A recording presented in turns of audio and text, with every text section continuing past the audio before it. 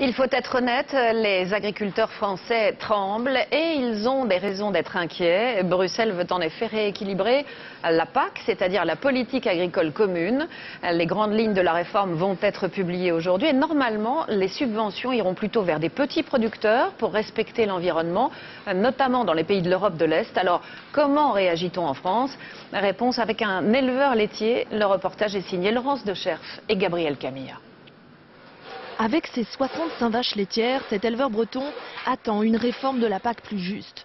Impossible pour lui de se passer des aides européennes.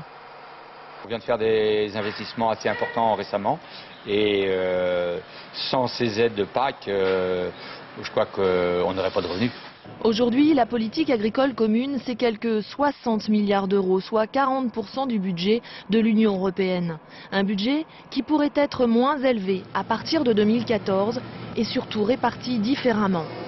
Un agriculteur européen a touché l'an passé en moyenne 271 € l'hectare, une subvention variable d'un pays à l'autre. 95 € en Lettonie, 200 € en Pologne, 300 en France ou 460 en Belgique. Mais il est aussi très variable d'un agriculteur à l'autre, car les montants ont été fixés en fonction des volumes produits il y a 10 ans, ce que regrette cet éleveur laitier.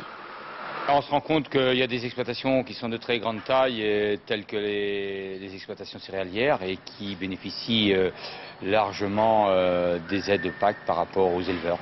La répartition pourrait donc évoluer vers un paiement de base à l'hectare identique pour tous les agriculteurs d'un même pays, tout en plafonnant ces aides pour rééquilibrer les subventions en faveur des petites exploitations. Une PAC plus écolo, avec une prime verte, qui pourrait être directement versée aux agriculteurs qui favorisent le couvert végétal, les jachères ou encore les prairies permanentes. Il faudrait déjà au sein de l'Europe qu'on ait les mêmes règles, puisqu'on voit que certains pays ont des largesses, des dérogations, et ça, ce n'est pas acceptable. Mais le montant du budget de l'Union européenne d'après 2014 n'est toujours pas fixé. Encore moins celui attribué à l'agriculture, une bataille qui s'annonce sans merci entre les pays.